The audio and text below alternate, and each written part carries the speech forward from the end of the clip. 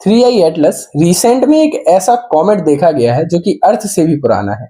एक ऐसा Interstellar object जिसकी पॉसिबिलिटीज बहुत ही डिफरेंट है और सारे के सारे साइंटिस्ट जगत को इसने दो पार्ट में डिवाइड कर दिया है। इसकी बहुत सारी चीजें हैं, जैसे ये सबसे बड़ा इंटरस्टेलर ऑब्जेक्ट है और सबसे फास्ट इंटरस्टेलर ऑब्जेक्ट है जो अभी तक हमने देखे हैं। हमने इसके पहले दो ही इंटरस्टेलर ऑब्जेक्ट देखे हैं, ये तीसरा इंटरस्टेलर ऑब्जेक्ट है जो कि मार्स के पास से निकलने वाला था और निकल के गया है।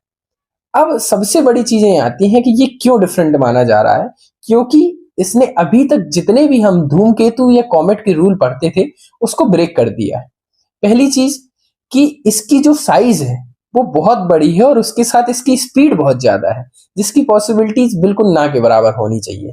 इस वजह से बहुत सारे साइंटिस्ट क्लेम करते हैं कि ये एक कॉमेट की जगह किसी न किसी जगह की स्पेसशिप है, जो कि क्लेम है।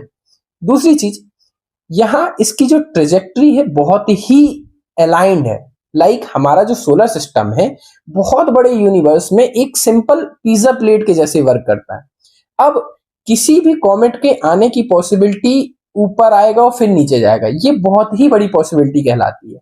लेकिन यहाँ ये जो थ्री आई एटलस आया है ये बिल्कुल सीधा सोलर सिस्टम के थ्रू निकल रहा है, जिसकी पॉसिबिलिटी बिल्कुल भी नहीं होने की चांसेस होती हैं, लेकिन ये हो रही है। तीसरी चीज यदि हम इसी मामले में बोलें कि ट्रेजेक्ट्री के साथ साथ यहाँ पे इसकी जो टेल है, हमेशा कोई भी कॉमेट या धूमकेतु उसकी जो टेल होती है सन के ऑपोजिट डायरेक्शन में होती है, लेकिन यहाँ इसकी जो टेल है सन के डायरेक्शन में फेस कर रही है, जो कि फिजिक्स के रूल के बिल्कुल अगेंस्ट जाती हुई दिखाई दे रही है।